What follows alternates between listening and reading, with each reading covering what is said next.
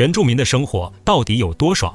海里有免费的帝王蟹，可以吃个够；天上飞的各种小鸟是他们的开胃小菜；陆地上各种四脚兽，大部分都能端上餐桌。关键这些食物都嘎嘣脆，牛肉味儿。这里是阿拉斯加的阿克西奥克苏皮亚克人的营地。今天马文要带着侄女婿格林去狩猎一些雷鸟。12年前，格林从洛杉矶来到了这里，嫁给了马文的侄女。正因为如此，他也享有原住民的各种权益。他爱上了美丽的妻子，也疯狂地爱上了这里的生活。10几年以来，他一直在学习怎样在这片土地上依靠狩猎为生，并养活自己的家庭。而他的老师就是马文。传统文化在逐渐消失，老人家迫切希望培养下一代的传承人。他们骑上全地形越野车，穿过一条乡间小路，来到了猎场里。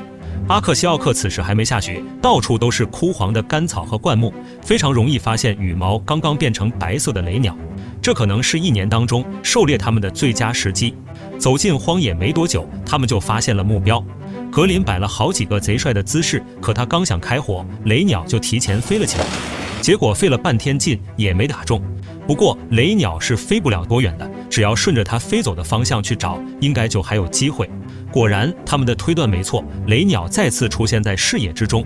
这一次，他们特意选择了逆风的一面，来减轻大风对弹道的影响。但这第一颗爆米花还是打偏了。马文让他根据风向，故意往反方向瞄偏一点，终于获得了成功。在这片土地上生存并不复杂，但也不容易。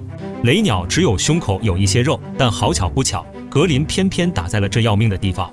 很可惜，鸟胸肉被废掉了一半。不过这都不是事儿，多打几只就是了。他们缓慢地往前探索，因为雷鸟可能无处不在。很快，他们找到了今天的第2只猎物。等他们停下，格林一下就放倒了眼前的雷鸟，而且还来了个一箭双雕。这应该是2只雷鸟正在排坐，结果被格林穿了糖葫芦。这样的事情只能说是运气作祟。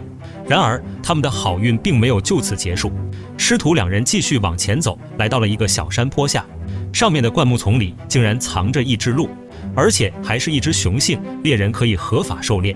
只是他们今天带的是小口径的鸟枪，如果用它打这种大一些的目标，会让猎物承受更多的痛苦。所以格林需要换一把大口径过来，而马文则留在原地看守猎物。看到积极向上的徒弟，勾起了马文儿时的回忆。面对艰难的荒野生活，他的老父亲从来没对家人说过丧气的话，那真是打断后槽牙往自己肚子里咽。而今马文又把从父亲那里学来的一切传承给了格林这样的年轻一代。拿着大口径的烧火棍，2个人偷偷摸摸地爬上了一个山坡，尽量接近猎物一些，才能提高成功率。可能是格林过于紧张，这第一发爆米花竟然没打中。不过猎物只是受到了惊吓，并没有逃走。马文慌忙指挥他补了一发爆米花，总算是顺利拿下了。没怎么打过这种猎物的格林，激动得差点背过气去。不过从此以后，他就能独自对付这种动物了。现在师徒俩要爬上山坡，寻找刚才打倒的那只鹿。这只雄鹿个头很大，可以喂饱家人一段时间。他们要第一时间把猎物的内脏掏出来，防止它的肉腐败变质。从寻找猎物到狩猎，再到最后的处理，形成了一套完整的狩猎流程。师傅把这些毫无保留地交给了徒弟，这让格林感动不已。